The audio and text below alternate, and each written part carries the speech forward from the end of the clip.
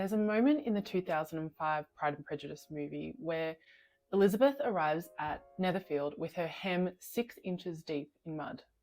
That single shot tells you so much more about Lizzie Bennet than pages and pages of dialogue ever could. People get really frustrated by how obsessed we are with historical accuracy. I see comments all the time saying things like, why does it matter if it's accurate? Or why can't we just enjoy it for what it is? But I think that question kind of misses what we're actually talking about when we look at Pride and Prejudice. This is because it isn't actually about hems or waistlines or even dates. It's about interpretation. Jane Austen wasn't writing a technical manual. She was writing about social psychology. She was writing about pride, misjudgment, power, prejudice, emotional blindness, and moral growth. And every adaptation of her work has to decide what it is going to focus on. Adaptations aren't really asking, is this correct and historically accurate? They're asking, what are we trying to translate here?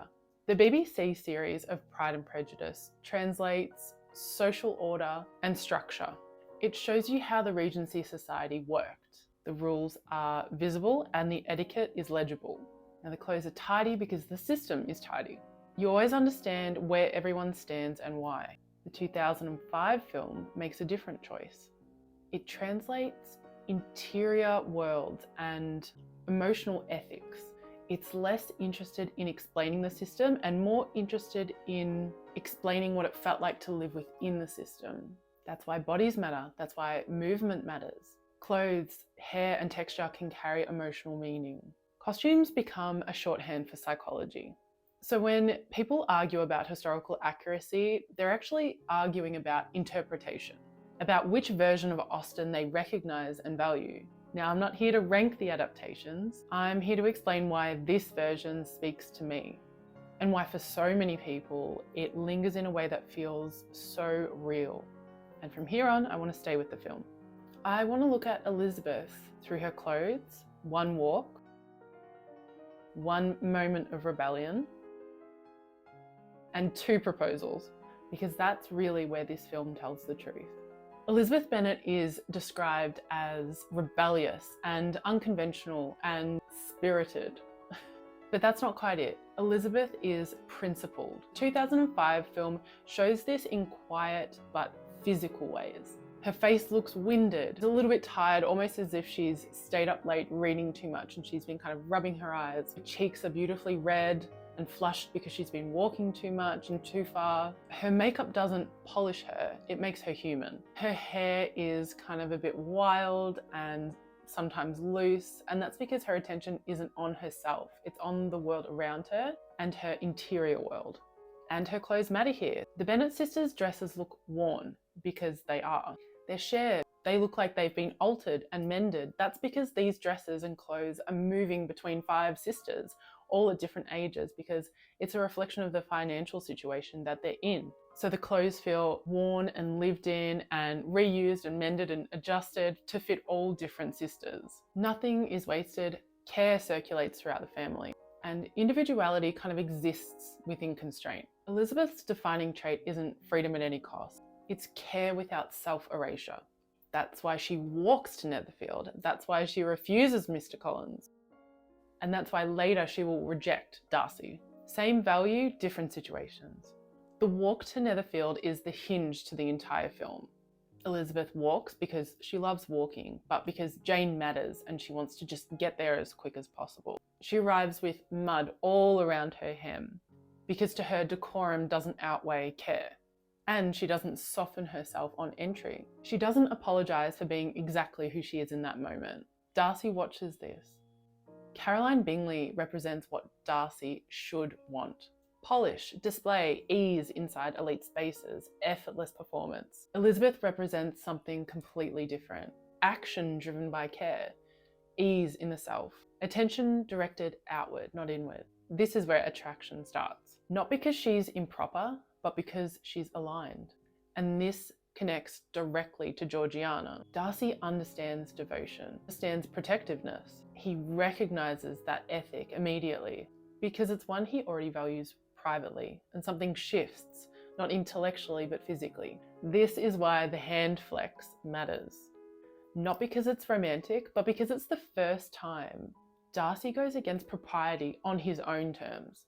He takes her bare hand. No glove, no social excuse, no necessity. That alone is scandalous for that period in time. But what makes it radical is the eye contact. He looks directly at her, and he does it in front of everyone. Bingley, Caroline, her sisters, her mother. Up until now, Darcy's feelings have lived in glances away, side looks, retreat. This is the first time he doesn't pull back. Elizabeth has been brave in public from the beginning. She walks alone, she arrives muddy, she refuses to perform. This is Darcy taking an inch of that bravery for himself.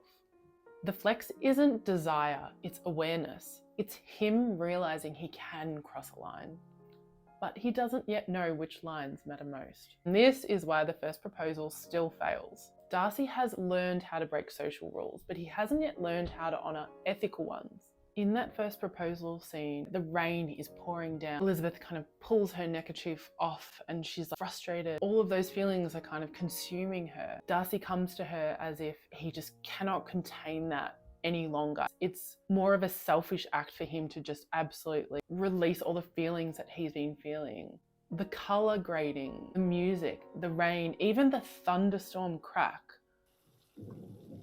is just so beautifully put together and so symbolic of what is happening internally for both of them. Darcy and Elizabeth share the same values: care, loyalty, moral responsibility, but they express them in opposite directions. Darcy protects people by intervening, by managing outcomes, by deciding what's best.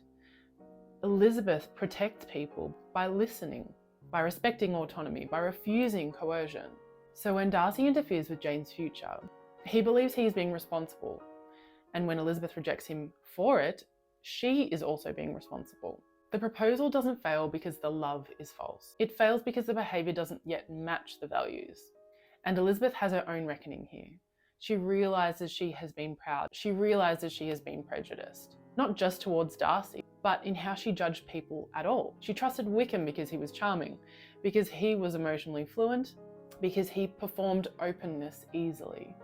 And she distrusted Darcy because he was reserved, because he was awkward, because he didn't offer himself freely. Elizabeth realises she mistook ease for goodness and discomfort for moral failure. Her prejudice isn't that she judged Darcy harshly, it's that she stopped looking. That realization is humiliating. It's also liberating because it forces her to interrogate her own certainty, not just his behaviour. That's why her refusal is necessary. Marriage cannot come at the cost of agency. By the final declaration, everything resolves through action. Darcy walks. He could take a carriage, he could have ridden his horse, but he doesn't. He chooses her pace. This time it's not instinct, it's intention. He enters her physical world instead of summoning her into his. His cold hands matter. They tell us that he's left comfort, left insulation, left the habits of distance. Elizabeth's response is care. Not extracted, not negotiated, freely given. The sustained touch matters. For this period, that level of physical continuity is intimate, not dramatic intimacy, domestic intimacy. It's also sunrise, not drama, not rain. Instead, it's more about clarity. Nothing hidden, nothing staged. It's like Darcy walking out of the fog. He's suddenly coming into a clear state of mind, and so is she. They meet on a bridge, a crossing, a threshold, shared ground. Darcy no longer loves for Elizabeth. He loves with her. Elizabeth no longer trusts instinct alone. She chooses after reflection. Values and behaviour finally align, and that's the ending. This is why the 2005 Elizabeth Bennet feels real. Not because she breaks the rules, but because she refuses love that costs her agency, and Darcy becomes worthy of her only when he learns the same restraint. Everything I make, my Regency fabric, my day dress, even the motifs I carry into everyday objects, comes out of these same questions. How people lived in their clothes, how care shaped their behaviour. So I'm curious, which Elizabeth Bennet feels real to you and why?